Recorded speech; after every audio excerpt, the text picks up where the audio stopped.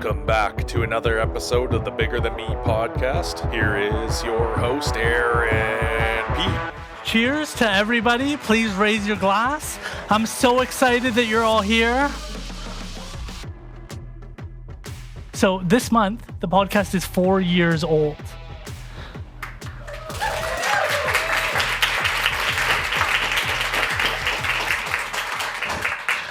I started this thing on the drive back from finding out that I wasn't going to be able to go to university at Allard anymore and that everything was going to be online. We started this in the middle of the pandemic. When I found out that news, I was like, how do I utilize that 8 hours I spend in traffic going to Vancouver every single day? Because I couldn't be apart from my partner who's in the front row tonight. I didn't want to be on campus anymore. I wanted to be with her. And so I took that drive, usually 3 hours there, 3 hours back in rush hour traffic to be with her and to make sure that I was able to keep that home life. And so with getting rid of that, I started thinking, what could I do with that extra time, those 6 hours? And I was listening to so many podcasts and hearing from so many interesting voices that I was like, how can I utilize that? How can I share other people's stories? You hear people who are doing amazing things and they get like a sentence in the local newspaper. They don't get a thoughtful opportunity to tell their story. And I wanted to share that. I grew up without a father. And so I thought about all the role models that I didn't have growing up and all of the people who influenced me, but who weren't my parent. And so I thought about how I can utilize this platform to share other people's stories and how to look at the world in a way where people are doing amazing things that you might have not just have heard about. And they're right there. They might be in the line at the coffee shop and you just don't know their story. We often talk about networking and building relationships, but you don't get that depth in a person in just a regular coffee conversation. And so I was eager to find a way to share these people's stories in a meaningful way. And I was committed to doing that. And thus born was the podcast. And I was listening to one of my favorite songs by Big Sean. And he talked about how he made it wealthy. He made all the money. He's a rapper. He did well. But it was bigger than him. And he needed to inspire others to do the same. And I wanted to share that type of story. The type of person who's willing to think above themselves and make a difference bigger than themselves. And I think in a lot of ways, so many people are like that. Whether you agree with them or don't agree with them, many people are thinking about the ways they can make a difference bigger than themselves, how they can share a story bigger than themselves and inspire others to do the same. And I've had a blast over these 4 years doing exactly that. So it's with great honor and privilege that I'm able to bring out someone who's been on the podcast 2 times already. And every time, I just can't get enough. There's so much to learn from Kylie Bartel. And I'm so excited. Kylie, would you please consider blessing us with your presence and coming on stage?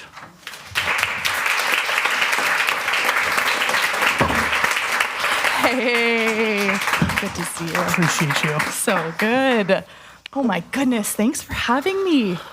Oh, and welcome here, everyone. This is so fun. Can't talk mental health without you on the show, you know? Yeah, we've had a few good rounds of this so far, and I always look forward to them so much. The first was when I did 3 hours, I think, right? Yeah, it was funny because when I left, I was like, was that really 3 hours? And then I could feel like after we had finished, I could feel the energy was used up. But in that 3 hours, it went by like that. It was just so much. But talk about, it felt like a flow state for sure.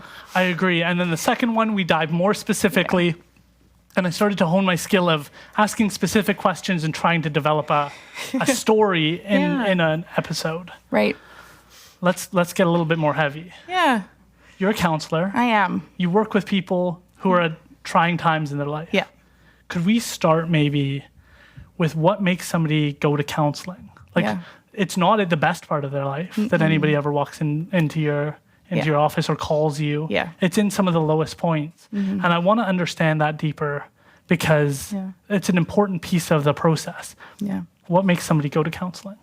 Yeah, that's a great question. I think the specifics of each person's story is always quite unique to them.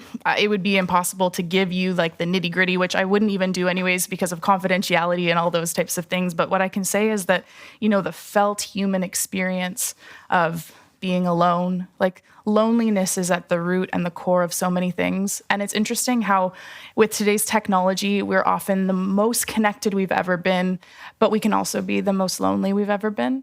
And also, thinking about even being in the Fraser Valley, we've been through some big ups and downs as a community with the floods that happened a couple years back in 2021. I was actually right on the front lines of doing mental health work with some of the farmers that were hit hardest by some of those circumstances. So I think that what usually brings people into counseling is a mix of loneliness, desperation, and sometimes it's even other people who have really encouraged them to come.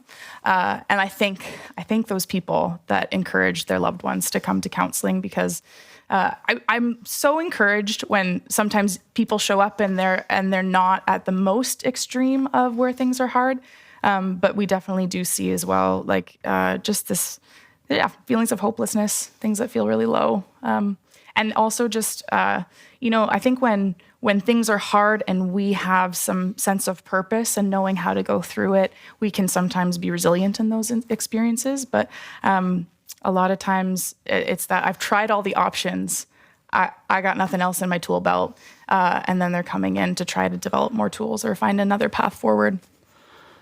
I'm thinking about the high opioid crisis that we're facing right now. Yeah. Some of the challenges you've described with floods and all the challenges people are facing. And I'm wondering what a person should do in those dark circumstances. Like, they go to counseling, but they also go to drugs. They also go to different coping mechanisms that you would never recommend for a person. Yeah. How do we make sure that people get the help they need in those darkest moments? Yeah. Well, I think that in some of those darkest moments, isolation and struggling by yourself is one of the hardest places to be. And a lot of times it takes a lot of courage to be vulnerable and actually share where you're truly at with someone that you know and trust. And so, I'm thankful for all of the public figures, the speakers out there that are trying to encourage more and more that we speak up sooner. I was really encouraged even with the Abbotsford Police Department a couple of years back. One of their officers was killed in action, and one of the broadcasts that the police chief gave was like, if you're struggling with something, take a knee. Like, take a knee and let someone know. One of the biggest resiliency factors against PTSD is the willingness to stay connected in community and to turn towards others and ask for help, which is crazy, right? Like, you think that maybe resilience against PTSD would be like cognitive, like strength or grittiness. It's like there are so many relational aspects of what develops our resilience and helps us keep going in some of these really difficult times. So I think that, for even with opioid crisis and things like that, just being able to let your heart be moved by the reality of some of your circumstances and to listen to the people around you who have earned the right to speak into your story. Can you give some examples as to what drives people in that first day? I think of people who are in marriages that have failed. I think of people who have been struggling with addiction for some time, who are ready to try and do something else. What are some of the common reasons that people say, I had to pick up the phone and do something else? Yeah, a lot of times it is for a loved one, like their kids or their spouse or job stuff. Like, it's become so intense that they've been on leave from work, or some of the financial pressures these days are really, really challenging for folks with inflation and everything else going on. So they kind of get to this point of being just being stuck. So it can be really heavy. And it also would probably be a bit of a disservice not to say that I've been really inspired by some people lately that do come in the middle range as well. Some people that are like, it doesn't always have to be super heavy, even though it can be at times. But a lot of times, the quicker you come in, the less time it takes to come back to a place of feeling like life is a little more stable and meaningful and worthwhile. So the quicker we catch it, the more hopeful the outcomes are. We hear the word trauma a lot. Yeah. And I'm wondering if you can put that in a context of somebody coming into counseling. Yeah. Yeah. The working definition of trauma that I like to use, there's a big formal definition in the DSM-5, which is just the Diagnostic and Statistical Manual of Mental Disorders. It's kind of like the big book that they use to check the checklist to see how disorders are categorized. So they have a checklist for PTSD, but the working definition that I got from one of my professors at grad school that I really like and seems to make sense to people is just that trauma is anything that's negative and unexpected that leaves people feeling confused, overwhelmed, and powerless. So that's why like someone could go through a car accident and that could be really traumatizing for them. And another person could go through a similar severity car accident and maybe not be quite as traumatized. So this idea of like your felt experience of something and how you've made sense and meaning of it often contributes to how much it impacts you. And so that's why it becomes so personalized. One of the first steps, I think, for so many people is like recognizing that there is a problem. Yeah. And so you have to kind of like scale it on where you're at on the spectrum. Yeah. How bad is your circumstances out of 1 to 10? Yeah. Like 1 being everything's great, you're having a great night, eating pizza, Bannock, stuff like that. So with a good group of people. That's right. And then 10 is nothing seems to go right in my life. Yeah. On that scale. Yeah. Where are people at when they come to see you? Yeah. I mean, most are sitting somewhere around the 7, 8, 9. I've sat with some 10s just in a first session. And thankfully, even with the process of coming to counseling, when they look at the studies and research, if someone's really struggling and then they book the appointment, they actually, even before they receive any treatment, they start to feel better just knowing an appointment's coming. So that's a really cool bit of science to just understand that our anticipation and the knowledge of the resources available to us impacts our ability to be resilient in hard things. But I do find that, for the most part, we're accessing counseling usually at the higher ends of things, especially in a traditional sense. When I work part-time doing traditional counseling, and then I also do part-time in my private practice of nature and equine-assisted counseling. And I find that people are a little quicker to come to that one because there's a little bit more of a draw that feels a bit more positive, which is one of the reasons I love that work so much, is because we catch people a little sooner, because the amount of effort and time it takes to come down from like a 9 out of 10 suffering down to like a 4 or a 3, it takes more time and energy and resources when we're coming from that high level compared to if we catch it at a 6 or a 7. And so I think in my own journey and in my journey with clients, I feel really passionate about catching it early. And there's a great quote around the idea that like an ounce of prevention is worth 10 doses of cure. That's a quote that comes from a really great TED Talk from Dr. Nadine Burke. She did a lot of work with ACEs studies, so adverse childhood experiences studies, and her TED Talk is how trauma impacts health, like physical health across the lifespan. And so this whole idea of prevention work, how do we screen for mental health? How do we help people validate the idea that like, oh, that's something that people like take seriously as a problem. So like that's actually where I'd encourage people to start with, by even if you Google like what are the ACEs, they actually have a list of like 10 things that if you check off, yes, this happened to me, like a parent that was incarcerated, or substance use happening in the home, or witnessing domestic violence, all of these types of things contribute to if you a score out of 10. And when you have higher ACE scores, it is directly correlated to challenges with health outcomes towards the end of throughout your lifespan. This is actually what blows my mind. And I did an interview with Amanda McCormick where she raised ACEs, and I worked with First Nations people in the criminal justice system, and got a deep understanding of the trauma that arises in order for people to end up with crimes of domestic violence, theft under, all of these different types of issues. Yeah. And it doesn't seem like we always have the tools to have these complex conversations. Yeah. And having ACEs as a tool seems so valuable. Huge. Because it gives you like a good metric and understanding of like how this person ended up here. Totally. And it's not excusing the crime, but it's adding that context in so you can better understand what they're dealing with. And one of the challenges I felt like I faced was that you send someone to counseling, or you recommend them to go to counseling, but you never talk about the therapy they might receive. Yeah. This is one of the areas where you give a list, it's a hotline, or you give a long list and it's a bunch of names on a screen, but it lacks that what therapy is going to align with that person. Totally. And through our interviews, I started to think about what are the types of therapies that are going to work with some of these people? Yeah. What are some of the tools that they need to develop in their own life that's actually going to give them the tools to succeed? Because you say, that counselor didn't work for me. Yep. Well, was it the counselor?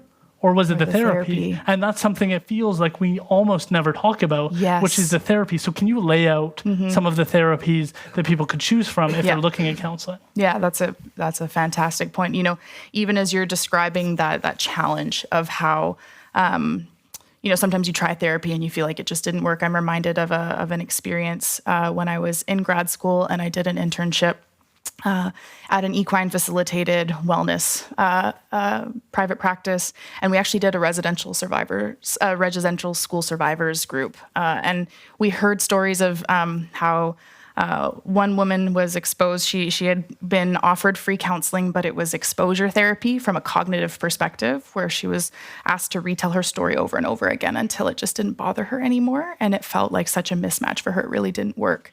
But when we were able to be outside in nature with the horses and creating space for stories and narratives to be honored and heard and held with reverence, it was probably one of the most memorable moments of my grad school time, because she was like, you know, she just reflected at the end of our time in our group outside in nature with horses, how much that had really, from her perspective, helped her.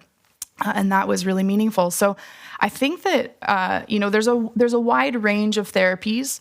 And a lot of times when I think about how I categorize them, we often kind of break things into three groups, whether that's cognitive, working with your thoughts and your mind, affective with an A, working with your emotions and your feelings, or somatic, working with your body and what's happening in your body sensations. And all those three things are connected. And we tend to live and feel our best when we have skills and tools in all those areas. But depending on where someone's struggling, probably helps me start to point them in the direction of where they need to go. So for example, some things like OCD tendencies, compulsive thoughts, those do really well with some more of the cognitive approaches like cognitive behavior therapy. But things like trauma, there's a fantastic book called The Body Keeps the Score by Bessel van der Kolk. And he's a medical doctor who has worked extensively with trauma and builds a whole case for how our emotional trauma is actually stored in the body. Like a lot of times when we're experiencing like stomach aches or migraines or muscle tensions or things like that, there's a psychological and an emotional connection to how our body's trying to tell us that something's not okay. So that's where somatic therapies exist, where you're working with the body and working with understanding that. And then there's a whole other group too of emotion-focused therapy, working on how do we understand emotions. You know, emotions, feelings aren't facts, but they are really important feedback about whether things are going our way or not, and whether our needs are being met or not. So, you know, two things can be true at the same time, that I feel something and maybe it's not like a fact, but it's also really important feedback to pay attention to, because we tend to feel good when our needs are met and things are going our way. And we actually have more negative emotions than positive ones, because it's the negative ones that are trying to point and tell us like, hey, your need's not being met, or hey, this isn't going well. And the brain's job is always just trying to keep you alive and keep you safe. So you chose equine therapy, and it's one of your favorites. It is. Would you mind explaining how that came about for you? Yeah. Well, how much time do you have? No. Depends on them, I guess. Yeah, I know, right? Yeah, I don't want to steal all the time from Chris, because I'm excited to hear what he's got to say too. But I have loved horses for as long as I can remember. So there's something in my DNA that has always drawn me to them. I was the horse crazy girl that just never grew out of it. But what I started to notice, as horses were always a part of my life, from a hobby perspective, they always felt like therapy to me personally. Even going through middle school, I struggled with finding good friends, and I struggled with bullies and finding where I fit. And it felt like the horse barn always felt like a place that I could belong. And that was insanely powerful. That was a lifeline to me on some days that were just really hard.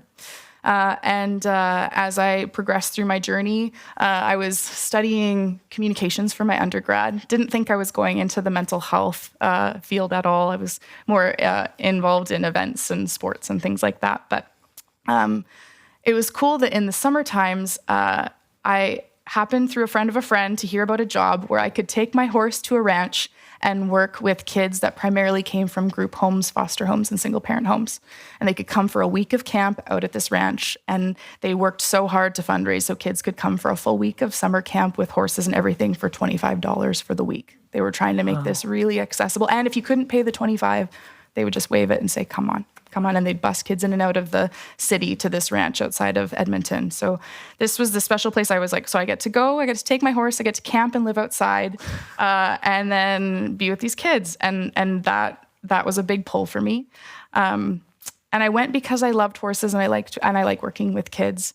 But that was where I started to see a whole different level of how being outside and being around horses had profound mental and emotional benefits for kids that had been surviving a lot of trauma. And it was cool how sometimes with counseling and therapy, we do need to talk about the hard stuff because it's important.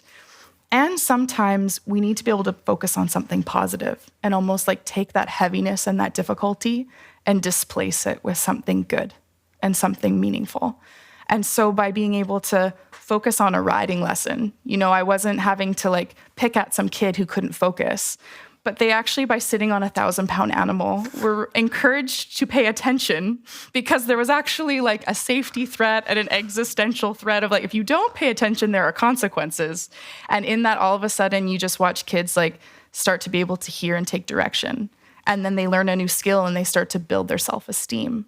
And then they get to go ride with a friend and all of a sudden they're building a social bond that's like positive and not about just like picking on someone else so we feel close.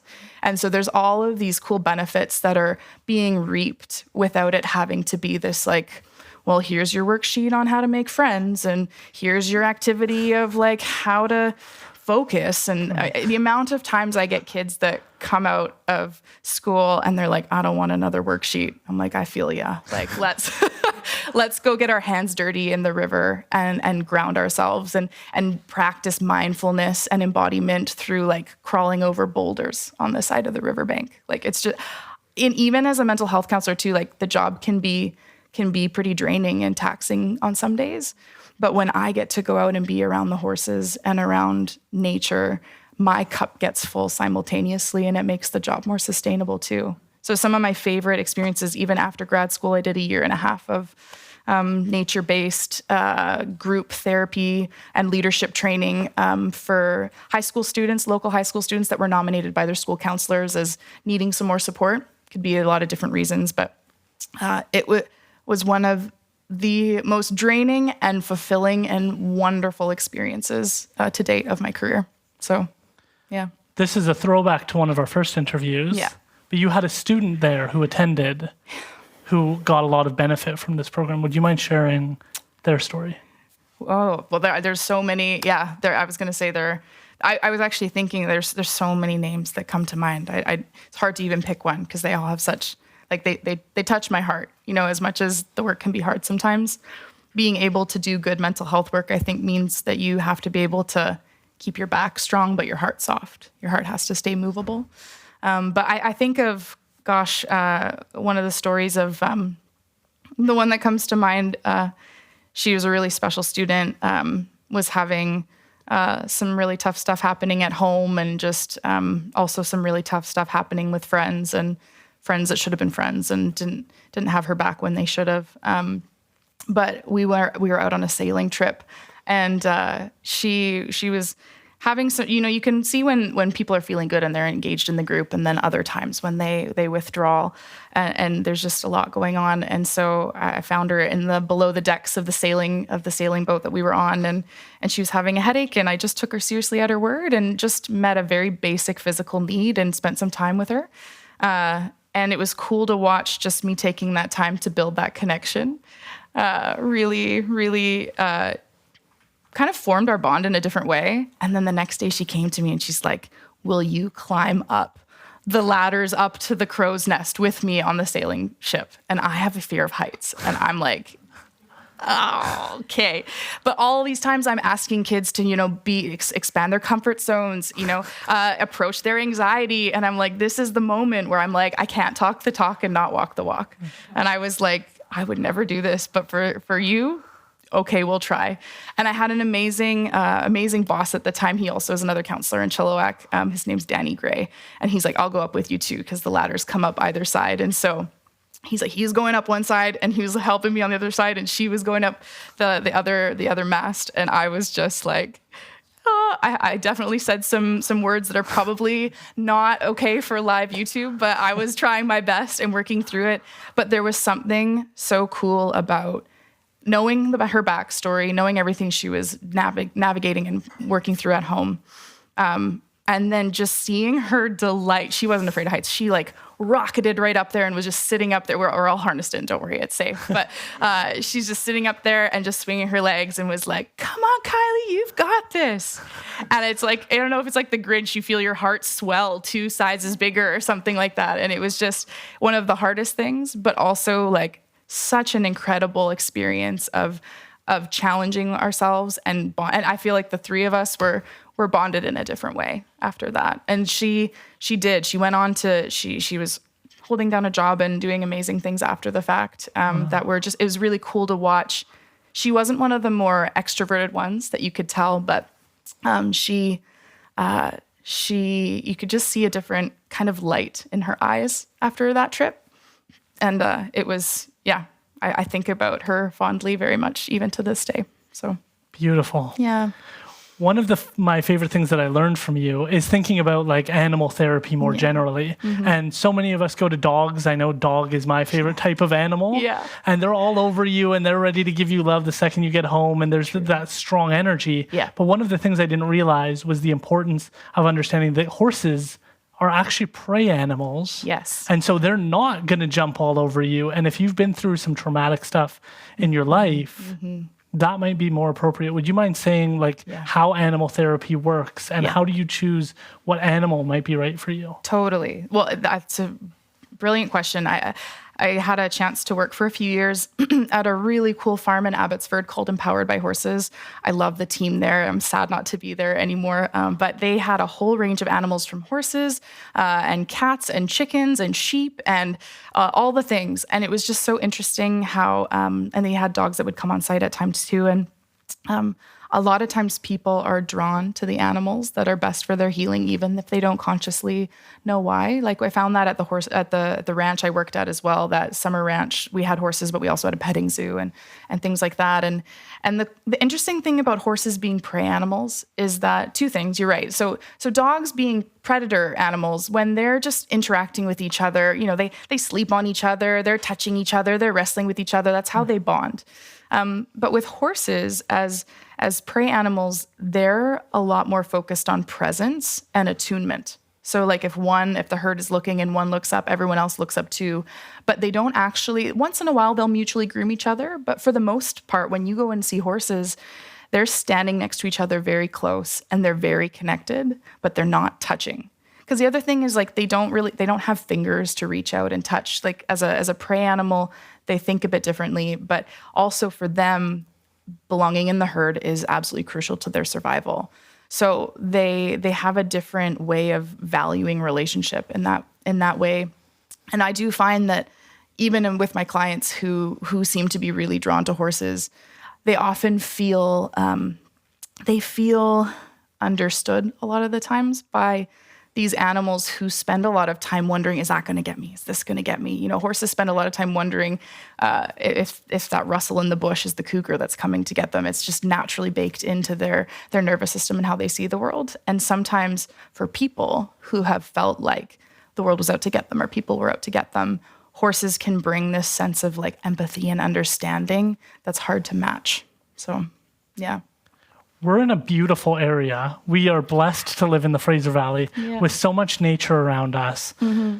Some people are just needing to reconnect with nature. Mm-hmm. Would you mind talking about nature therapy and the Fraser Valley? Yeah.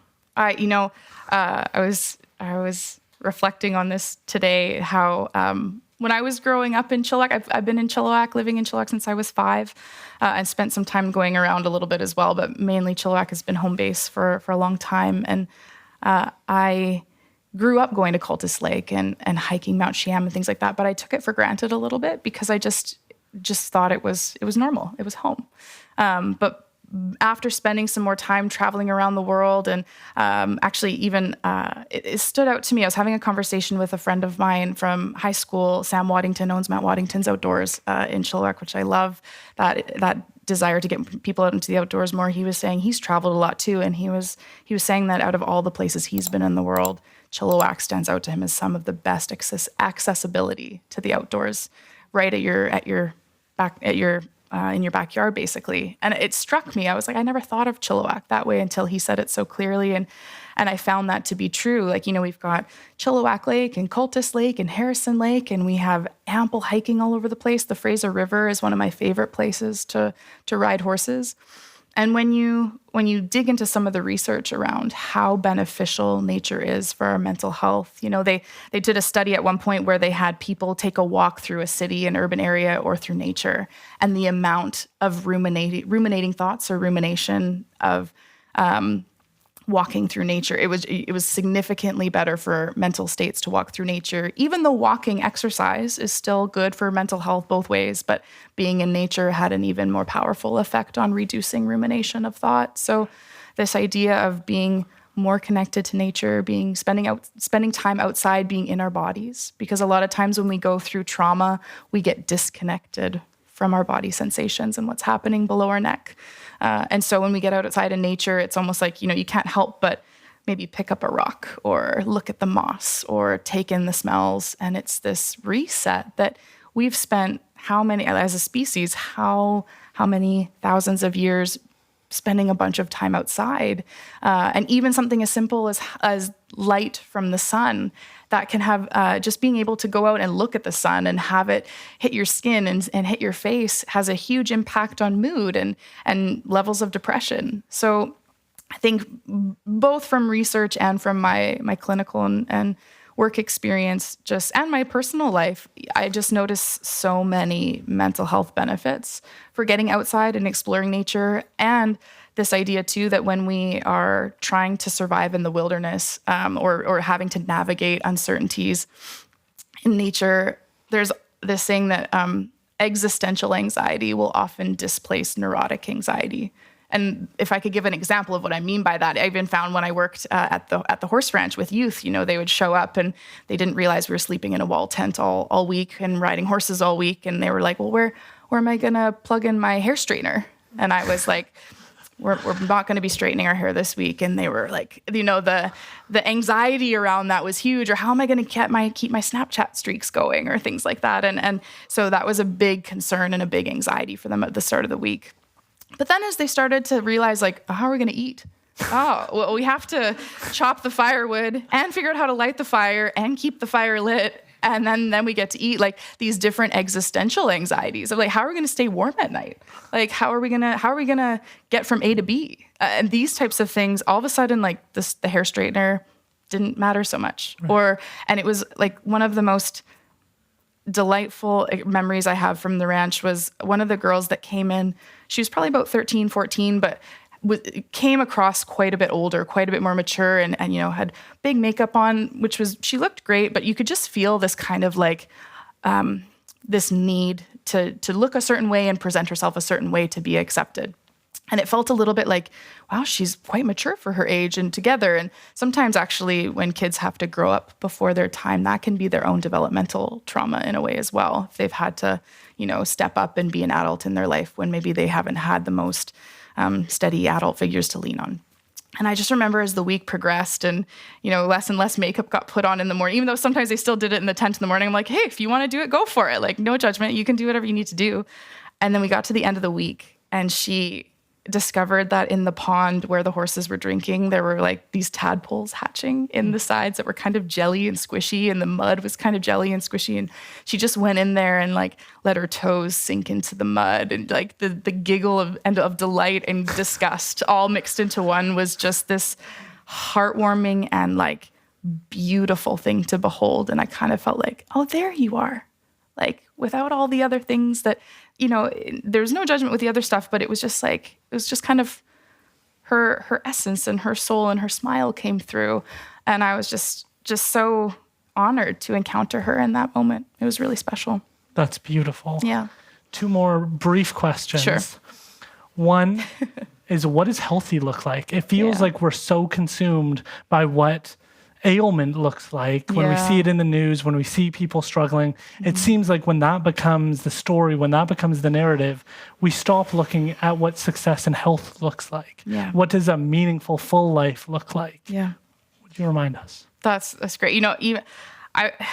When I think about that question, I can feel like the academic in me thinks of like, oh, well, this theory would say this is healthy and this theory would say this is healthy, but that's not the question you asked. So I'll lean into more of my own experience and the things that I have found meaningful, both with clients and for myself personally. And I've really enjoyed studying humanistic and existential therapies, philosophies. I've found a lot of really good stuff in there. And in the existential framework, this idea, existential is just this fancy word of saying, like, how do we find meaning and purpose in our existence? Existential, our existence. And what they say in that school of thought is that when we are going through the motions of life, thinking the thought of feeling like it's like a push, like I have to, I must, I should do this. And it's like your outsides are doing the thing, but your insides are different. There's an incongruence there.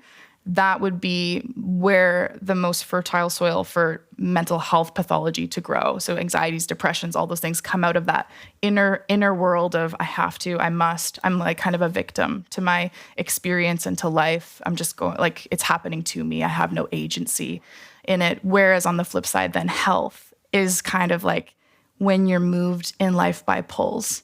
This like, I get to do this. I want to do this. I like to do this. I value this, and I am bringing myself to the table. I'm engaged, and I can give what we say is living with inner consent or giving your inner yes to life. And in the notes, they'll spell it YES up like all caps apostrophe or exclamation point exclamation point. It's like this inner yes, and when people can live from that place. That we tend to be the healthiest. And then people will say like, well, there's a lot of things that I have to do that I don't want to give my inner yes to. And I'm like, absolutely fair. I totally can appreciate that. But this is where this school of thought comes out of existential work. And there's a great book by a man named Viktor Frankl, who wrote a book called Man's Search for Meaning. And he was a Jewish psychiatrist who survived the Auschwitz concentration camp in World War II. And you think about all the places where you don't want to get up and work. Like that seems like probably one of the most dark and dire. And so he was able to kind of work through this idea of a greater yes. Maybe I don't want to say yes to this hard thing in front of me, but by doing this thing, does it still align to a greater value, a greater pull? So for him, he's like, I don't want to get up and work in the concentration camp, but I do want to see if my family's still alive. Or, his manuscripts, his life's work that he had been studying had been taken and burned when he arrived. And he's like, I want to survive this so I can republish my life's work and have it be passed on for other generations. And so this idea that sometimes being gritty, digging deep means maybe I don't want to do this thing in front of me, but is there something, the greater yes, that I do want more? And even when I ask people like, what got you out of bed this morning? They're like, well, I have to. I'm like, well, okay, sure. Yeah, you have to go to work. But like, what does work allow you to do that you do want? And when you think about going to work, like this job helps bring in a paycheck so that I can do this thing that I really do care about or that I want to do, it starts to change the way we engage both the hard things and the good things. But also then gives you that reminder that sometimes, I don't know if you've ever experienced this, but sometimes even our hobbies and the things we love can start to feel a bit like, oh, I have to do that. Like I can get sucked into the thought of like, oh, I have to go to the barn and do my horse chores. And then I have to just pause for a moment and go like, no, like I get to go to the barn and do a horse chores because I have a horse in my life. And that's a really special thing that was a childhood dream that's now realized. So sometimes to remind ourselves too of like, what's the thing you have now that past you dreamed of? or things like that too. So that inner yes is usually what I'm hunting for when I'm working with clients or in my own life as an indicator of health. Kylie, this has been fascinating. Yeah. We're going to have you back out here in a little bit Great. to do a Q&A at the end. Can't but wait. please, can we give a round of applause for Kylie Bartel? Thanks so much. Awesome. Thanks. Thank you.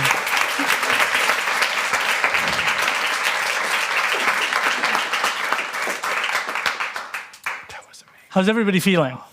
Good? Good. We have food over there, snacks.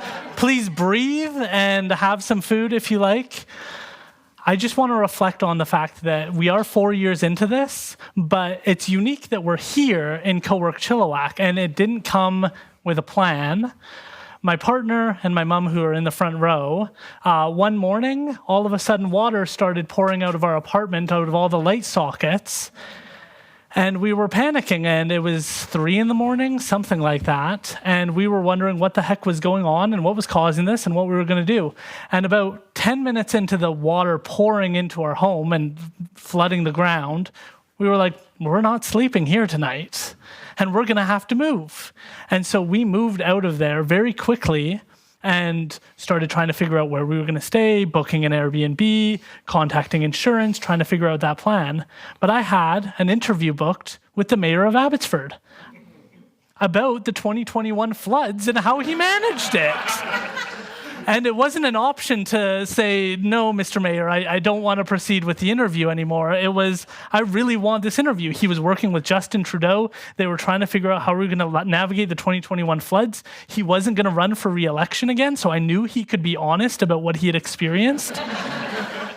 And I was super excited, and I was trying to figure out what a solution might look like. And so I reached out to Tim McAlpine. I had the privilege of working with Chanel Prasad upstairs at Alpine Legal Services. And I said, I have an interview with the mayor of Abbotsford about the floods, and I really want to proceed. And so right back there is where I filmed that episode. That is the studio space. We usually bring out a table over there and we do a one-on-one. And we went 3.5 hours on those floods and on what it was like to hop in a helicopter and oversee all of that work and communicate with people. And he didn't sleep for 2 days. It was an amazing interview, but it opened this door that I wouldn't have had the confidence to go through had all of that not happened. And so I'm grateful for that experience. I'm incredibly grateful for Tim McAlpine, who was like, we'll figure out the finances, we'll figure out how to do all of that later. But yes, you can use my space. We'll figure that out and we'll proceed. So I'd just like to really quickly pause and thank Tim McAlpine for all of his continued support.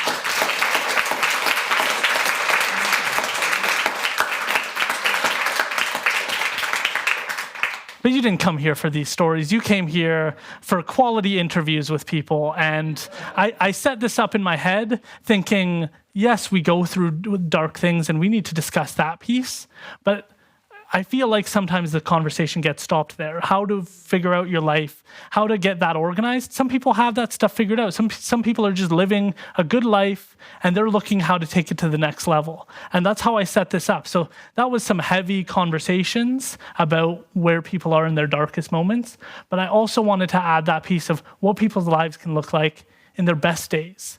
And so it's without further ado, I have to invite Dr. Chris Bertram, who's going to talk to us about flow states and mental performance. Chris, would you please join us? Okay. Congrats, buddy. Thank you so much. I appreciate you. Hi, everyone. Okay, here we go. How you feeling? Great. Brilliant. Congrats on 4 years, by the way. Thank you very much. Very nice. Big round for this guy. It's a great way to celebrate. Yeah. So people have their good days and they have their bad days, but you have the privilege of watching people at their best. Would you mind telling us a bit about the work that you do?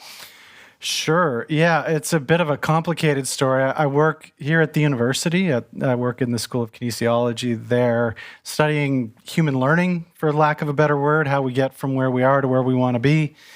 Somewhere along the way, I sort of started stepping out of the research lab and into the real world and trying to find out the people who have the most skin in the game of learning, at least in my first foray out into the world, were the athletes. And they were really curious about, okay, so that's their job, to get better faster. And so that's what I started doing there. And that sort of grew into some other work that sort of spreads around the professional athlete world and also now branches into the corporate world, talking a lot about corporate well-being and those sorts of things these days. So yeah, I'm kind of all over the place. Fascinating. Would you mind sharing a little bit about the athletes that you've worked with? Sure. Yeah. So, well, one of the things I did here for a long time at the university, I actually coached the golf team. That was one of my sort of living laboratories I had. And so I'm really interested in golf. I find it, if you're going to study learning, you have to study something that's really hard and watch what happens over time. And I started having a real interest in the sort of science of golf, and that really got me into the golf world. And so I spend a lot of time these days with golfers. So Nick Taylor made a 72-foot putt last year. He's one of my clients. The couple of other people on the tour, but I also work with Canada Snowboard. So sort of the opposite end of the athletic spectrum, golf to professional snowboarding, big air snowboarders, insane human beings, super talented, super courageous. And then, yeah, and some of the other stuff down in the States, athletes from just about every major sport. I think about it, and it seems like a stupid question when I really think about it, because who's not fascinated by the human mind and the human perspective? But what made you interested in psychology? It's a good question because I'm not a psychologist. I always like to get that on the table right off the bat. My primary academic area is in human learning. And so I would study things that could maybe optimize the learning process a little bit. How do you get from there to there, and how do we seamlessly, move you along that path? And very quickly in that process, you come to realize that these things don't really matter because there's this mind hovering over top of everything that you're doing. And if you're not paying attention to the psychology of the human brain, you're really missing a big part of the story. So, I'm not a psychologist, but I kind of play one on the internet sometimes, and I work with the really great psychologists that help me along too. I'm also interested, there's these moments in your life that are incredibly meaningful that I don't know if we give enough credence to. Mm-hmm. Like when I'm on a good run, I hit that 8-kilometer mark, I hit that 10-kilometer mark, and the endorphins hit, and I start to understand things differently. I start to think about, how would I do this with the podcast? How would I move that around? And it's these thoughts that I don't feel like would come if I was just sitting at my computer looking for an idea. Yeah. And we can so often get into the nitty-gritty of life, and we can get busy, but in these special moments that you kind of get to help people work with, you get to see these moments. I'm wondering, from your perspective, how do people go from just living to starting to thrive and find these moments? Yeah. Well, the example that you gave is a really good one, because one of the things we know about how your mind works is that when we really start to feel our best and perform our best, like when you're out for a run and you hit that 8-mile mark, really interesting things start happening in the brain. There's a term, it's big, it's a mouthful, it's called selective transient hypofrontality, which just means that temporarily the frontal lobes of your brain start to get very, very quiet, which is the part that we're using all day long. We're kind of living in our executive control of our frontal lobes, and we think that's great, and it's really helpful in a lot of ways. But it's that sort of oversight that causes all of the rumination, all the thoughts that we're having that aren't necessarily productive. And one of the things that happens when we move our bodies, especially at a certain cadence for a certain amount of time, is that part of the brain starts to go very, very quiet. And so what you're left with is a feeling of liberation, and that you're not just stuck in your own head. You sort of step outside of yourself. And that's where creativity is born. That's where this thing called flow lives and all the rest of it. So to me, that's sort of the ideal place to be as much as you can in life. We don't need to be there all of the time. But the more often we can seek out these kinds of experiences, I think the better off we'll all be. I feel like in our culture, we chase happiness so much. Mm-hmm. It's all about like, do what makes you happy. And I've always, it's like chalkboard, like fingers on a chalkboard. Like, I just don't like that, because that's not going to sustain you over 50 years. That's not going to sustain you over your life. And so finding what's meaningful in these moments to me are so important. When did you stumble across flow states? So, well, I'd stumbled across them in my own life. I grew up playing a lot of sports. I was really active, and that was sort of my main source of flow. So I'd experienced it a lot, but there was not a lot of science around it, to be honest. It was just this mystical, fleeting experience that, I just felt really great, and everything felt really easy, and everybody here has felt that at some level. But I was actually reading a research article one day on the subject of flow as it pertains to learning, which is, again, my main interest. And one of the things they'd shown in this paper is they did this thing called a flow intervention, which I didn't know what it was at the time, and then had people do a learning task. And what they found was that group that had this intervention, we can talk about what it was later, but they learned anywhere between 3 and 5 times faster than a control group. And I thought, that's probably bullshit, frankly, is what I thought at the time, because I do this kind of work and you just don't see those kind of massive learning effects in a study. And it turns out that that's a pretty robust effect. And so if I, like me, I'm in the game of human learning, I want to figure out the best way to do it. So that's where I sort of started really digging into it. And so I got my PhD in 2002. I like to joke that I feel like that expired in about 2010. And that's when I started this other curiosity of flow and ultimate human performance. What do you think the experience of flow is like for a person? Because it's called different things, being in the zone, it's got these different terms, but what is the actual felt experience from your perspective? Yeah, so it's good that you pointed that out. Terms like runner's high that you were describing a minute ago, being in the zone or in the pocket, musicians talk about, they are all synonyms for this thing. And the scientific term is flow state. So that came from a Hungarian psychologist. His name was Mihaly Csikszentmihalyi. He was, speaking of chasing happiness, that's what he was interested in. This was where humanistic psychology that Kylie was talking about a few minutes ago was born. This idea that there's more to the study of psychology than the study of what can go wrong in the human mind. They were really interested in the upside of the human experience. And Csikszentmihalyi was really curious about what are the elements of happiness. And he went around the world and asked thousands and thousands of people and ended up coining this term flow state because it's what people describe. So when you're at your best, what are you feeling like? And people would say things like, well, it's like when I'm talking, it just seems like one word is seamlessly flowing into the next. Or if it's an athlete or somebody moving, it's like one movement is just seamlessly flowing into the next. Musicians talk about this. So the word flow was born there. And one of the things he found out was that no matter what kind of flow experience you're having, it's about 8 to 10 characteristics show up. So the lived experience of flow is what he really unpacked for everybody. So it's things like time passing very, very strangely. So we have this altered perception of time, long conversations. You and Kylie had 3 hours, felt like 5 minutes. That's flow. Yeah. So we perceive time differently. We feel a real sense of connection. That can be to an instrument or an object or to another human being. And there's a sense of ease there. There's a sense of calmness about it. There's about 8 or 9 of these kinds of things, but they all are the kind of lived experience of being in flow. And then the really fun stuff for me was when we started looking inside the brains of people when these experiences were showing up and trying to understand what actually is happening underneath the skin when we start to feel this way. And that's been really fun too, because that actually is what leads to these other things. Like when you understand the mechanisms, like what are the things that switch on and switch off inside the brain and the body when these experiences show up, we can figure out other ways to activate those mechanisms. And flow can go from being this fleeting mystical experience to one that you can sort of program for intentionally if you do it properly. Do we have any like Olympic golfers or experts in snowboarding? No. So I think it would be useful to like bring this back for people and understand how they could apply this. And one of the things I didn't know about prior to interviewing you the first time was microflow states. Yeah, sure. And that's more accessible, I think, for the average person who's not a professional golfer. Yeah. Would you mind telling us about microflow states? Sure. Yeah, well, that study that I mentioned, what they did is they used a magnetic coil and they sent a little magnetic pulse into the front of somebody's brain, and it started to shut down their frontal lobes. And this thing that happens to you when you run was happening to them.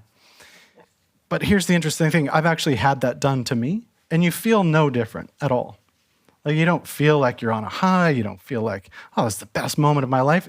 It's sort of almost imperceptible that anything has happened to you. And yet there, increases in rates of learning from 3 to 5 times, even when it's not really perceptible.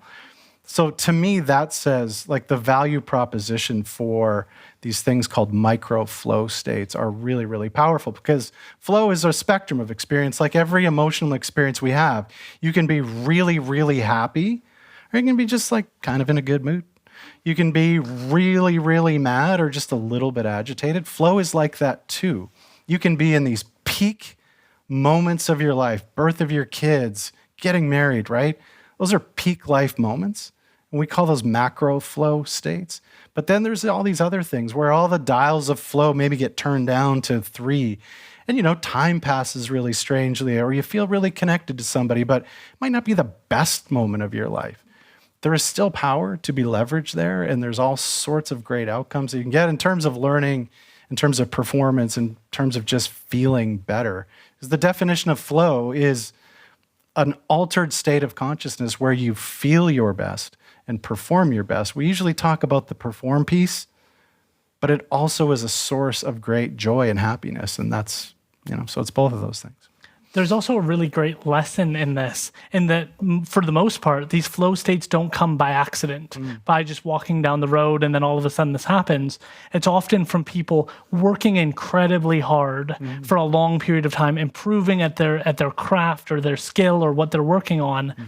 Then they find these moments. Yeah. Would you mind walking us through how people get into these states when they're professional golfers, when they're putting in their best? Because I think it's a reminder that we all need to live up to our own potential, whatever that looks like. If you're a great painter, you need to practice painting to get into this state. Yeah. If you're a great runner, you need to practice running. So would you mind walking us through that? Well, I think the easiest way to think about this is any kind of flow state generally follows 3 or 4 steps. And the first one is called the struggle phase. There is no flow without struggle. There's an expression that flow follows focus, and focus comes about a lot of times. Like we get really locked into something when there is struggle and we feel agitation in our system. That's where a lot of people quit and stop. But if you can kind of navigate your way through that, there's this release phase, and then flow can show up on the other side of it. But when you go for a run, for example, I'm sure that the first 5 minutes don't feel super flowy. That's the struggle part of the run. But then if you get lucky, you feel that release, and then you can start to feel that runner's high or that flow show up on the back end. It's the same as if you're working, sitting at a desk like I do, writing things. You don't just sit down and have creativity flow out of you. It's always a process of, I overthink, I'm too choosy with my words. But I know that that's when I start to feel kind of agitated by it, I've learned to say, that's the signal. That's what you need to pay attention to. You need to lean in here. And when you do that, you have a chance of sort of breaking through onto the other side where flow can show up. So you have to be willing to lean into the fight. I agree with you, and I think about it in terms of the interview process, because so many people can think you could just sit up here and ask these types of questions, and I find that there's such an important... Nobody thinks that. This is a hard job. Okay. Well, I often think some of the questions that I ask seem like they're simple, but what I try and do is I do a ton of research prior, and then I have kind of the flow of how I want that conversation to go. But then if you or whatever guest comes on and says something interesting, I don't want to be so tied to my notes that I focus more on the next question than I do on hearing and experiencing that answer and kind of having, and that's what, to me, makes great interviewers unique, is they don't stick to a list of questions and then say that they're done. They hone in those specific moments. How do people make sure that they hone in and they experience these benefits when they sort of arise? Well, I think you've got 2 parts of it here. Number 1, you do the work, you prepare. You sort of sharpen your tools, right? Then when you know you have that in your back pocket, that gives you freedom to play. Right? You couldn't just show up here and freestyle, or maybe you could. I think you'd probably be pretty good at it. But I think when we've put in the time and we've put in the work, so you do your version of practice there. It's what athletes do, right? It's put in the time in the gym, working on your skills, so that when the moment shows up, you've got that set of tools, but you can be creative with how you deploy them. That's the really interesting piece, is you don't just go through it one at a time. You're able to kind of move freely, and you have confidence that you know those things are there, but I think it gives you some freedom to be creative is what you're talking about there. Do you see health benefits from people who are in these states more regularly than people who are just grinding at the grindstone and just working hard every day and not really having the fun moments? Well, yes, I think there are. This is not work that I do, but I can tell you that flow is highly correlated through other research that shows that meaning, overall life satisfaction, flow is a massive predictor of those great things. There's some really interesting research that came out after COVID that showed that people who were engaged more frequently in what you would call your primary flow activity, that thing that makes you feel really happy and connected, could be gardening, it could be racing, it doesn't matter. Whatever you feel those things, when the people who do that more tended to navigate the challenges of COVID at a much higher rate and fended off a lot of the negative outcomes that we saw there. So the mental health benefits are huge. Again, flow is synonymous ultimately with joy and happiness, and the downstream effects of those things are pretty obvious. Yeah. That's fascinating. Would you mind telling us, you work with people who are professional, like they know what they're doing, but you've also worked with novices. You also work with novices. Yeah.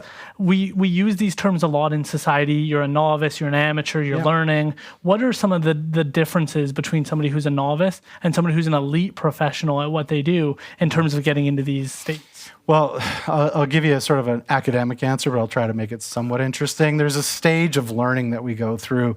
The first one, it's called the cognitive stage. You're trying to think through everything, right? Learning how to drive a car, you have to learn which pedals do what and which handles do what. We're stuck there for a long time most of the time. Then we start to move through this middle ground where there's a lot of trial and error. We're not having to think too much. But then we get to this place, it's called the autonomous state of learning, where we can use our attention and point it towards the outside world. So you can now drive a car and be watching things around you. And your attentional resources aren't all gobbled up by having to think about which foot does what now and what does this do. So this process of moving away from the thinking brain into the more subconscious elements of movement or performance or whatever it is, it just becomes more, it feels reflexive now. Like you don't think about how you drive a car unless you get in a new car maybe, or a stick shift or something. But most of the time what happens is this gradual movement away from overthinking into the place where you want to turn off the thinking and let the skills just naturally emerge from you. That is not a permanent state, though. Professional athletes struggle too, and the concept of overthinking, those are very real challenges for all of us, and certainly for professional athletes too. When we sort of revert back into these more cognitive states where we're thinking about things, trying to use the front of our brain, again, the thing that Kylie talked about that is there to protect us, not to put us into states of high performance, we have to try to think of ways to manage that. You're all going to love this next question. Would you mind talking to us about the anterior mid-cingulate cortex? Sure. Doesn't that sound interesting? Yeah. Right on the edge of your seats. I'm impressed by your neuroscience knowledge there. The anterior mid-cingulate cortex, yes. So it's a part of the cortex, the outer part of your brain, the highly evolved human part of your brain. It's a little bit deeper down in there, but it's the part of the brain that tends to come online when we do really, really hard things. So if you take, they do this with little mice and labs and other animals where you can sort of stimulate that area of the brain, they're more willing to engage in hard work and do more things. If you lesion that part of the brain, people seem really unmotivated to do much of anything. And if you look at people who tend to lean into hard work a lot, so people who take on a new exercise program, over the course of literally a week, this part of your brain starts to grow in size. And so it's the part of the brain that sort of shows up when we need tenacity or grit or perseverance, words like that. There's an actual part of the brain, or it's a part of a network, but it's a very important hub in this network where if you have that part working and working hard, you seem to be more inclined to do hard work. And the reason is, by the way, if you want me to bore you a little more of this, is that effort center plugs right into your brain's reward centers. And so you start to connect the idea of hard work with reward. And so there's this central rewarding feedback loop. And it gets to be pretty addictive for some people, right? That's why when you start to overcome challenge, it's like, oh, I want more of that. There's a real sort of biological component to that, this thing that you mentioned. The mid-cingulate cortex, yeah. It just rolls off the tongue. Yeah, right? I hear this a lot, and I think about it in my own life, that some of the parts of me that are the most interesting don't come from people thinking that I was going to do well in high school, that I was the smartest person in the room, that I had the most things figured out. It was because I was willing to take whatever was given and figure it out when other people wanted to quit, when other people wanted to fold, particularly in law school, where you're reading documents that are just like, you'd want to close the book and go to sleep, and you keep going despite this. And I remember taking, here's another fun one, taxation of corporation and shareholders, which was... neuroscience sounds dry. But I took that course with the mindset like, I want to learn these things because these are the things you hear about in the news. Like, oh, like this company moved this money and they managed to avoid taxes on this. Like, I wanted to understand that process, and I knew it was going to be boring, but I wanted to push myself in that regard so that I could understand that different side of the world. Would you mind describing more of like how people continue to do this in their life? Because it seems like there's benefits. Yeah, what you're talking about there. So when I start talking with somebody about the subject of mental performance, there's a lot that goes into that. There's a lot of, basic foundational things around sleep and how you fuel and other things. These things all ladder up to mental performance, but there are a certain suite of mental performance skills that can be trained and cultivated that can be really, really useful for not just athletes, but for everybody. And number one on that list is curiosity. And that's what you just described, right? It's, I want to know why, right? I think it's probably why you're a good podcast host too, because you have a general inkling towards curiosity. It correlates to all kinds of success metrics. And here's the interesting thing about curiosity. It is running all through kids, right? Every kid's favorite question, if you have ever had a 4-year-old, why? Why? Curiosity is the software that runs on this change machine called your brain. That only works until you get to be about 25 years old. And this magical window of neuroplasticity really starts to shut down, and we stop being curious. And I always joke with people like, tell me your favorite music. And the answer you invariably get is, well, it's the stuff that I was listening to in high school or when I was maybe in my early 20s. And since then, all music is shit. Why? Because we stop being curious about other things, right? We kind of get set in our ways. We hear this. It is a lack of curiosity. So curiosity sort of goes from this thing that we had hardwired when we were younger into something that becomes less and less a part of our everyday life. It's not that it's lost beyond the age of 25. You're over 25. And are you over 25? I'm 28. Okay. Okay, It's hard to tell. You got a young face, and I've never asked you. If I'm being really honest, when I turned 25, every day I told Rebecca, like, my neuroplasticity is going down. This is it for me. Podcast is done. I did it so often, it became a terrible joke. But what you're talking about is the upside of it. It has to become a practice. And a podcast is a great way to practice curiosity because you have to ask good questions, which is curiosity. So that's the foundational mental performance skill. It can be cultivated even beyond the age of 25. You just have to start getting really curious with certain things about how you operate, how other people operate. Ask more questions, ask better questions. That's what relationships are built on. It's not just what makes a good podcast, it's what makes a good relationship. And it can be done. We just have to be a little bit more intentional about it. Yeah. Great answers to these questions. I'm wondering if you can walk us through, you work with some professional athletes. What can all of us learn from their journey? They're grinding. And I often do this with UFC fighters of like, I'm not going to go become a UFC fighter, but what can I take away from the grit, the determination, the passion, the love of the game, the energy that they put into it? What can I pull away from that and learn from? What can we learn from some of the athletes you've worked with? Well, first of all, I think the best athletes that I work with, they have a certain wiring. I think there's a part of being at the absolute top of elite that is sort of not the teachable part. But on top, that is not enough. Being super gifted, talented, whatever you want to say, is not enough.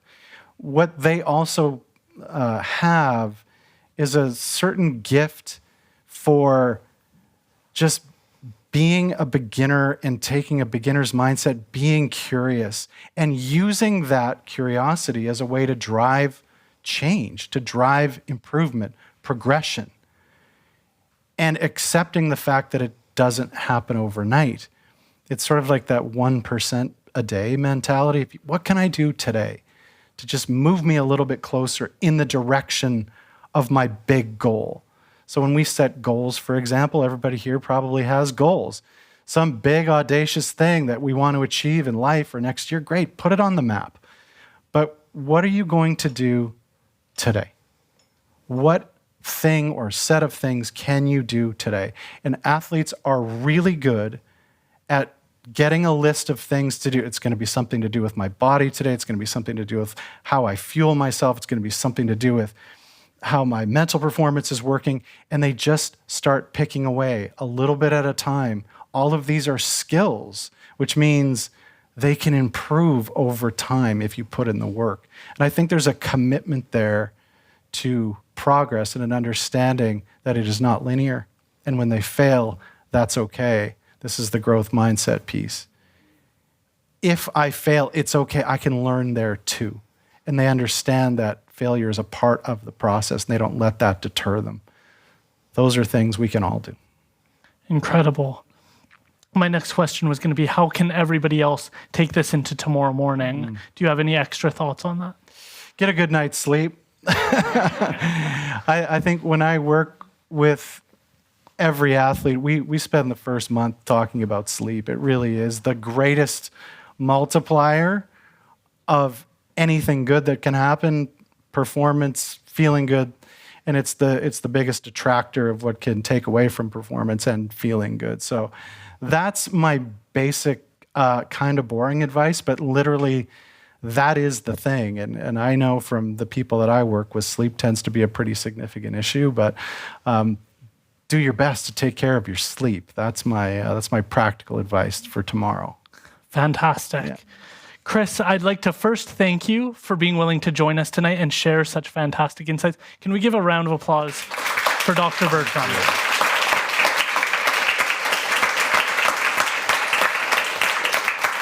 I'm also going to ask if Kylie Bartel can join us again. Ooh, now the fun part. The fun part. We're going to get both of you and your insights on some questions. So good. Wow. I feel so privileged to have taken that in. That was great. Yeah. How is everybody feeling right now? Good? Kylie, I guess I'll start just by asking, is there anything you took away from what Chris just said that stood out to you? You're going to ask me to pick one thing? That seems impossible. I laughed hard at the part about music, how sometimes that desire that practice of curiosity tends to dwindle after our mid-20s. But I also took a lot of comfort in that idea of being willing to make mistakes, being willing to risk failure, and being able to work through that and see the growth mindset in that. I remember when I was learning a little more about that, how that really opened up my own willingness to get comfortable with being uncomfortable and get comfortable with risk, and that was brave to take risks. And so I just was like feeling like, felt like I was on track. I was like, yes. What was the band? So what's your favorite music? It's a wide range. Is it bad that like the boy band B44 comes to mind from like middle school? Like, because everyone else like Backstreet Boys and NSYNC, and I had to pick something slightly different. Yeah. So says a lot. On the like YTV hit list on, That's great. So we're going to take some questions from the audience, but I'm going to ask a few more. So if you can start to think in your mind, get into a flow state about the questions that you might have, that would struggle through it. Yeah, right? Yeah, that's good. I'm wondering if both of you can share your thoughts on how people can take a next step in their life that's going to make improvements. You mentioned sleep, but I just think about like the willingness to be mindful about where you're at and where you want to go. Like when Rebecca and I were starting out, it wasn't beautiful, but I put this chalkboard paint up on the wall and I drew a long line and I put a 10-year plan with some of that. And we've knocked off everything on that list. And in part, it helps that you see that every single day. It was hideous. She couldn't stand the look of a black wall in our home, but it helped a lot in starting to develop that planning process. How do people really go from wherever they're at, whatever struggles they're facing, to really taking that meaningful first step, whether it's starting counseling, whether it's starting to get physically active? What are your thoughts on how people really take that first step? Yeah. Do you have thoughts on that? Yeah, sure. Well, you use that word mindful. That's a good tool. One of the really, really interesting things that I think is gaining some popularity and broader acceptance is this idea of a mindfulness practice. I was a really late adopter to this, by the way. I probably like 5 years ago started taking it seriously. It is an incredible meta skill that basically serves every other skill you're trying to get better at. And it is just this. A lot of words, a lot of baggage around that term mindfulness. But what it means, I think in its truest sense, is just being more aware. And it starts with you being more aware of yourself and how your mind works in its most quiet moments. You can practice this. There are meditation practices that literally every elite athlete I now work with swears by.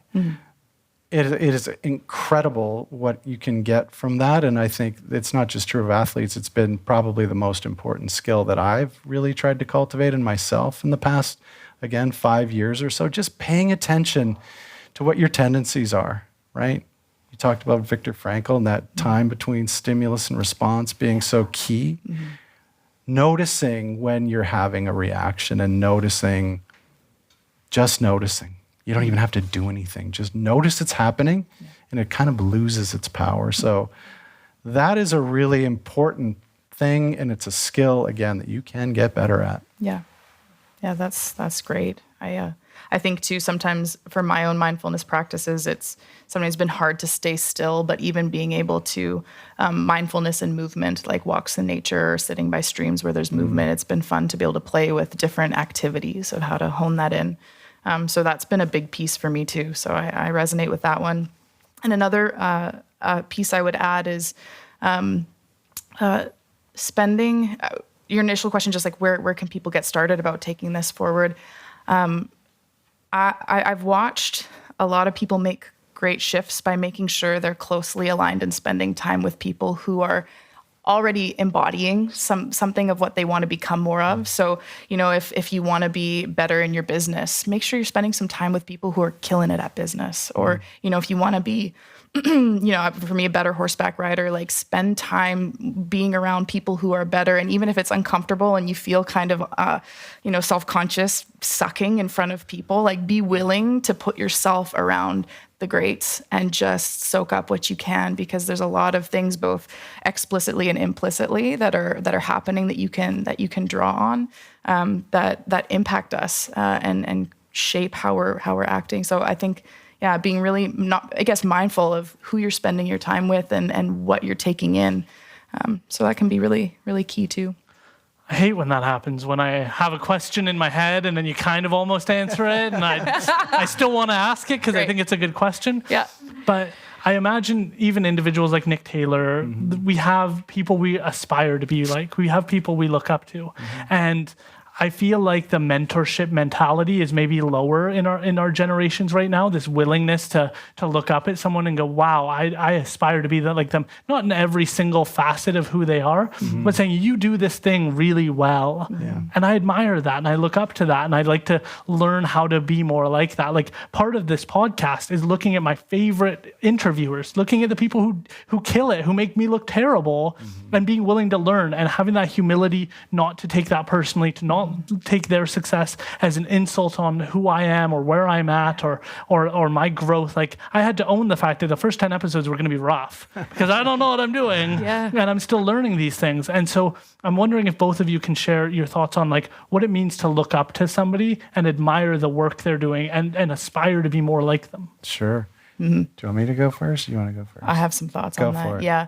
Well, I think about even in my own journey, like with horses, trying to learn how to do horses better. I kind of had reached a stage where I was confident with riding them, but if they really struggled, I didn't know how to help horses through their own struggle. And I was like, I want to go find like a master's degree in horse training. And I started like observing different trainers and really thinking not only who do I want to be like, but also who do the horses like being around most? Like sometimes you can get things done, but at the end of the day, it doesn't look like all parties involved are really enjoying that. So just this idea of, I found a mentor and his name's Josh Nickel. He specializes in relational horsemanship. He's up in northern Alberta and I got a chance to work intensively with him for about a year and just be around him.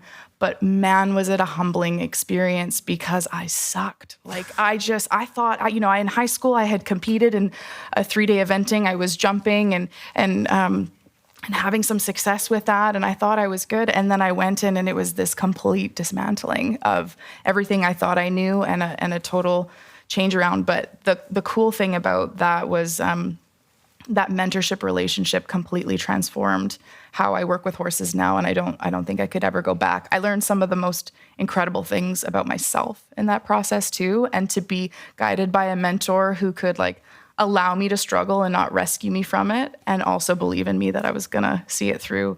I'm still on my journey, but that was a really special example of, being willing to get in the arena repeatedly and just not be good for weeks, and then eventually see the progress change. It reminded me, I took a lot of comfort in the Teddy Roosevelt quote about the man in the arena speech, just this idea that the credit doesn't go to the person on the sidelines. The credit goes to the person who's willing to get in there and get dirty. And you might have mud and sweat and a bit of blood on your face, but even if you fail, you do so while daring greatly. And that's part of, there's credit there. So It's one of my favorite quotes too. Yeah. The thing that I thought of when you asked the question around sort of putting yourself around people that you look up to, and it got me thinking a lot about the concept of belief and the importance of belief. And you mentioned Nick Taylor as an example, but here's a bit of a backstory. I don't know if you follow much of golf, but Nick Taylor lives in Abbotsford, lived half time there, but before Nick Taylor, there was a guy named James Lepp. A couple chuckles if you know James. I know why you're laughing.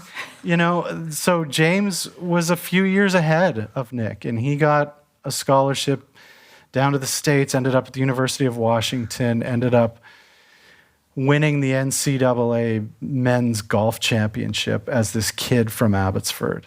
And he didn't end up, he did play professionally for a while, but what he did for people like Nick and people like Adam Hadwin, and like these are two people in the top 30 in the world from this little pocket town of Abbotsford.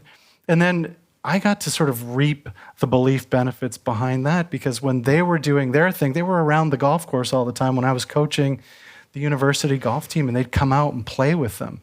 And every once in a while, they'd beat them. And they're like, I see that is possible. And my God, like I can do that. To me, it's not a coincidence that our team won 5 national championships. It was because they believed they could beat anybody.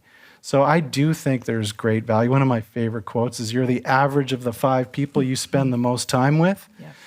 Surround yourself with good people and people that you aspire to be. There's value there. It changes you in some pretty interesting ways. Mm-hmm. There's nothing better than a good interview where you say things like that, and I'm inspired. We will now take some questions from the audience. So if you can raise your hand, we have a microphone right here. The key is that you actually hold the microphone up to your mouth and don't let it fall away from your arm as you're asking the question. And it's not for the people here. They might hear you, but it's for the people on YouTube, all of our thousands of fans sitting online. Yes. Will you put up your hand while I was asking? Yeah. Okay. Well, this was originally specifically for Chris around flow states, but I feel like this is also going to be relevant for you as well. And I'm just thinking about this. You talk about a flow state coming from a point of struggle. Like you struggle first and you kind of get over that hump and then you hit the flow. And you were talking about this too with your mentorship with the horses. And we're living in an age now when automation and AI is really prominent, and I feel like there's a threat towards that flow state because of this. Because I kind of just want to know your thoughts on this. Like where does this sort of ease of access for tasks, like being able to complete things quickly and effectively without having to put any conscious thought into it. How do you think that will affect reaching flow state in the future? Well, I'll go first. I'm sure you have thoughts too, but I mean, our attention is under multidimensional assault, and tech is a prime driver there. The interesting thing, does it threaten flow? It actually induces these micro flow states. Scrolling through your phone, your attention is fully locked in. It's got all the characteristics. Time goes, oh shit, I just wasted another half an hour on Instagram. All the hallmark characteristics of flow show up there. And that's by design. They know that they're hijacking our dopamine system, and we just want more. There's a great book on this. It's called The Molecule of More. It's all about dopamine. It just it wants more of whatever gave it dopamine in the first place.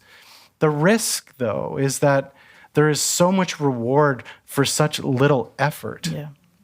And I think if you could talk about, you'd probably be much better to talk about this, but the way I think about addiction as an example, it is this gradual, ever-increasing amount of reward you get for less and less effort for something. And there is so much value in getting the reward, this part of the brain, the mid-cingulate cortex, it gets bigger when we lean into hard things, and how that correlates with so many good measures from academic success to happiness. I just fear that so much of the work around getting reward is missing, and I think at great cost. Yeah, I would agree with that on a lot of fronts. It makes a lot of sense to me why things like AI are so exciting and seductive right now, especially when you understand the psychology of how the brain is always trying to streamline things, right? Like the brain is a massive energy suck. It burns so many calories and it's always trying to be more efficient. Like the idea that once we've got the pattern down, even if it's not super, maybe it works okay, but it's not the best. That's where when I'm helping people retrain their coping styles or coping strategies, which can even be in more pathological instances like addiction, like it's hard to rewire things because once the brain's like, it kind of works, it wants to stay with that. But then, so when it's like, oh, I have this tool that'll do so much for me, and then it can be monetized and you're getting all these different benefits, you can see why it's so seductive.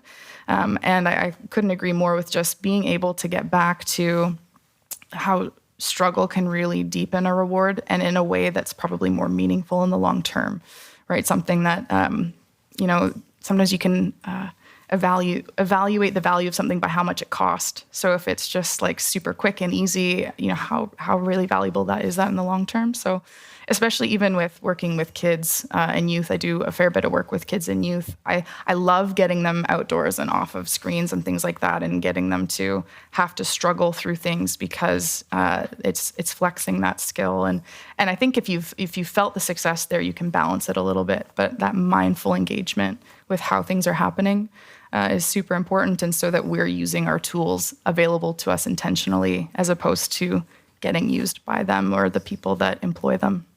Yeah.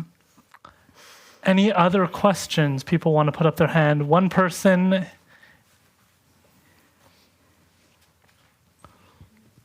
we'll have time for 2 more. Hello. Question for Dr. Flo. Okay.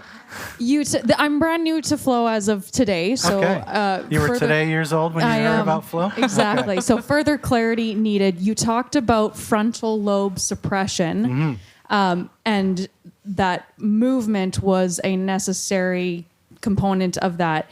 Does that mean that flow isn't achievable without movement? And are either of you in a state of flow right now? So, first of all, yes. When you get up in, like, one of the big things that we call flow triggers, the things that can push you towards flow, risk is a very big one. And sitting here in front of a bunch of people with lights in your face is definitely a flow trigger. You kind of have to dial in the anxiety piece of it a little bit, but yes.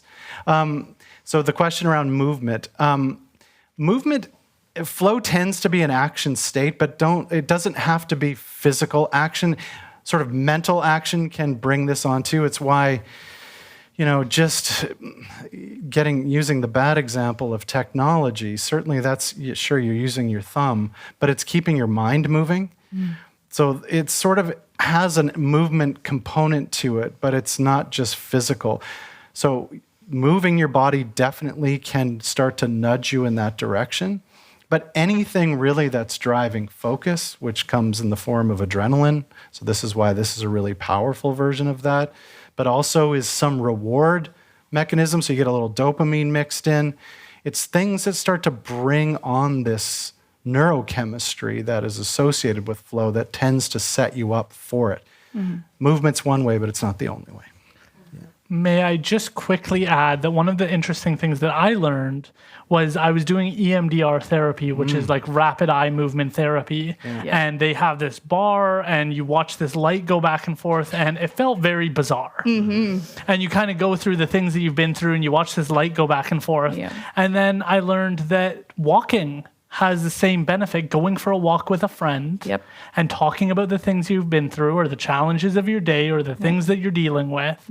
And going for that walk can A, have that element of flow to it, but B, can also be a form of therapy that many people talk about. Kylie, would you mind quickly commenting on that? Yeah, the mechanism they're trying to get at with EMDR, with the lights going back and forth, is something called bilateral stimulation of the brain, which is just trying to get your brain firing on. So you've got 2 hemispheres of the brain that's connected by the corpus callosum in the middle. And so what happens when you get it firing, like when you're doing something with your body that's a left, right motion. So that's why the light bar goes back and forth, or sometimes they'll put paddles in your hand that buzz left, right. You can even, sometimes I've heard of people that like tap on your knees, left, right. It has a calming effect, and it has a way of kind of bridging parts that might be getting stuck or over aroused or over heightened or overwhelmed. So actually interesting, one of the super therapeutic activities is even kayaking, because you've got the left right of pushing on the paddles. So it's some of my best conversations with kids have been in a tandem kayak going around Pender Island. Had some really cool conversations that way. So the flow states that come from that are pretty powerful. I have one quick comment on this. I don't know if we have time, but one of the really interesting things about that is when we do move through space, your eyes do kind of move back and forth a little bit. It's just what happens. It's part of the wiring. And when we move through 3-dimensional space, the world is moving past us, and it actually triggers a mechanism side of us that is not related to flow state, but it's called optic flow, and it's just the world moving past your eyes. And it tends to bring heart rate down and bring blood pressure down. And it's one of the reasons why it can be an effective therapy, because it sort of brings down the stress response. It doesn't show up if you're doing it on a treadmill, which is a really interesting thing about like indoor exercise versus outdoors. So yes, being outside has a lot of benefits, but actually moving yourself through space has an additional benefit that being stationary, even on your Peloton, doesn't quite give you. Yeah. That's good. Okay, we have time for one more question. I think Corbin had his hand up. He's looking around confused, but I believe you had your hand up the last time. Well, first of all, thank you so much to all 3 of you. This was an absolute pleasure to be able to listen to. Kylie, I had a question for you, although maybe others can chime in. Aaron had asked about, different kinds of therapy, and you had mentioned there's somatic, emotional, cognitive. Yeah.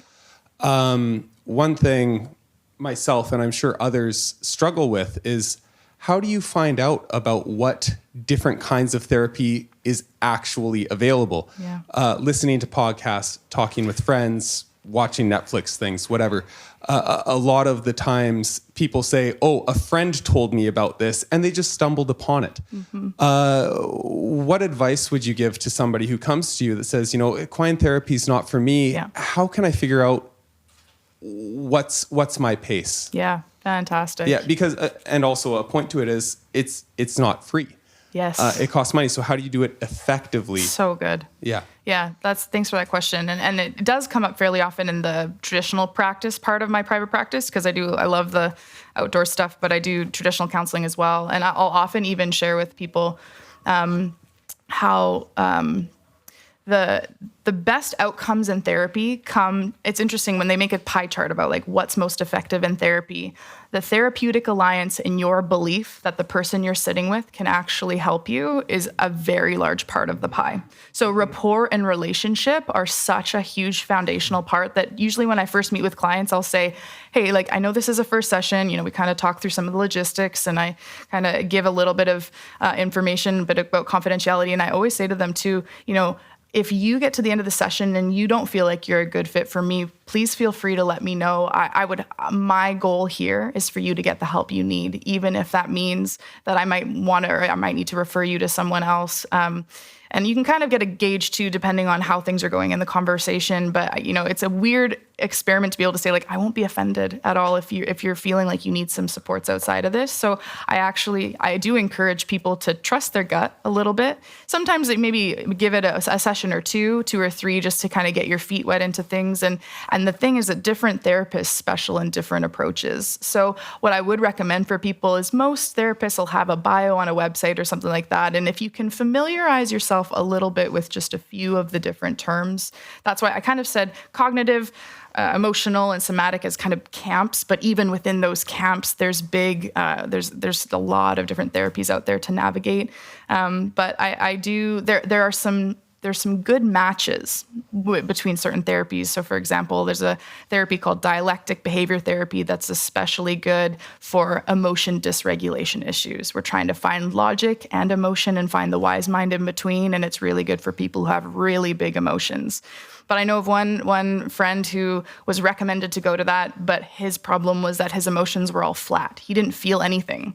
So to go to a therapy that's meant for regulating massive emotions, he's like, this doesn't really land because I just don't feel anything at all. And he actually found a lot of help and healing through some of the psychedelic assisted therapies that help wake stuff up when they feel a little stuck and frozen. So even just to be able, if I can encourage anyone that's contemplating therapy, and if you're feeling like it's expensive and maybe you're not getting the traction that you want, it's fully within your prerogative and in your power to say, like, I'm going to either, ask your therapist more questions about how they're trained and where you want to go, and be okay to say that, maybe just because that therapist is a great, maybe they are really good at a certain therapy, but it's not the right fit for you. You can get a lot quicker and get a lot farther if there's a good match. So paying attention to that and letting that take up space is super fair and valuable. Ooh, follow up. Yeah. Is there any websites either of you recommend for starting that process? If they haven't started therapy, seems maybe like an unnecessary waste to go to 2 sessions and not know. Yeah. Is there like a good website you could recommend that would start you on the process of what therapies exist and how to choose which one might be aligned with you? That's a good question. I mean, Psychology Today is a pretty good, they have the inventory of all the therapists, and then they typically have like the therapies they're trained in, and then you can Google that from there. And there's a lot of information out there. I don't have a go-to, but yeah, usually once you get the keywords and you can search those, there's some great resources between YouTube and Google. Final follow-up then. Is there any voices you recommend who are experts in the field that you could go watch on YouTube? Because I do find that there's value, and you might not be meeting with that person, but that's a good starting place. Yeah. And then they'll tell you things about their therapies, and then you'll kind of go, well, that's the one that I want. Yeah. Is there any recommendations? As far as I send a lot of people to, there's like a How to ADHD channel, and then they have on YouTube, and they have a lot of great information, things that are well resourced. And then they also do a lot of, that's specific to ADHD, but they often talk about anxiety, depression, kind of comorbidities. Attachment Nerd is a great resource on Instagram that talks a lot about attachment styles. She's a mom and a therapist, and she's real and shares a lot of great information. There's so many out there. Matthias J. Barker is an Instagram account that talks a lot about family relationships and working through conflict. And Sarah Kubrick, who you had recently, she does a ton of work with like trauma and existential purpose and things like that. So again, it's kind of like, thankfully with the internet, even with what you're doing here, you're making information more accessible to people at a level that's free, so they can get a taste before they put down the money to go see someone, and you get a sense of what might be a good fit and what's out there. And I'm so thankful, even though, technology and all the AI things out there can have their limitations or some of their detrimental effects, I do think that when the tools are used well and can share information, quality information like what we've heard tonight, and make that accessible to so many people, I just love those ways of how these tools are utilized. So. Yeah. What a beautiful way to wrap this up. Thank you both. Can we get a huge round of applause for both of them? Yeah. So I'm going to ask you both to step out and follow our photographer. You are all staying here, so simmer down. I'm going to ask you both to wait out here with the balloon arch, and I'm hoping when we're wrapped up in here, people can come grab some photos. Feel free to take off the headsets if you prefer. Okay. But take a breath, relax. You killed it. I mean, I'm really the main event, right? I wanted to briefly thank you all for coming this evening. I'm so grateful. It's such an honor to have a packed house filled with people who are interested, engaged, laughing, having a great night. And Tim, can we wrap the live and say goodbye to those people who may have been watching online?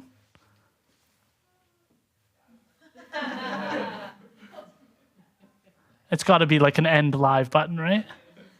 It's done? How's everybody feeling? How's the night out of 10? Good? Good.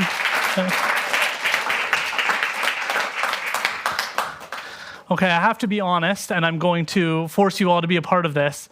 Tim, I'm going to ask you to come out here, because I couldn't have started this series of the podcast. I couldn't have interviewed half the names that I've had on without your support. And so we're good on the recording. The live is over. I need you to come out here, and I need to show my appreciation for you, and I need to make you uncomfortable. He loves being in the background. He loves hiding in there. But I have to ask you to come out here. You're the man. I'm going to make you open it right now in front of everybody.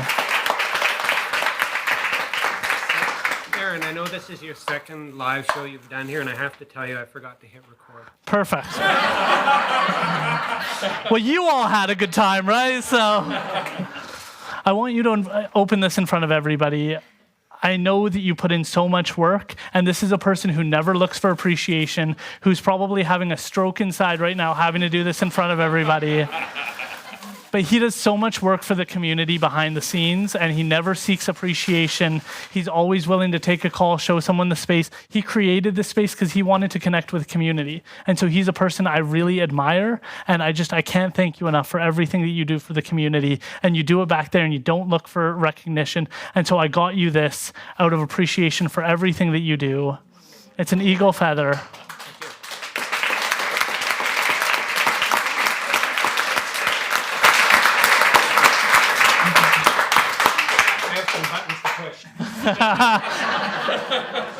Thank you all for coming. There's more food right there. There's more chips. There's calendars that I co-made with our photographer, Alex Hart. They're free, so please take them. I want to share them with you. He took every single photo in there. There's more food. There's more snacks. There's more opportunities for mingling. So please, I hope you all had a great night. We'll be doing this again in June, so please come back out and show your support. Thank you all.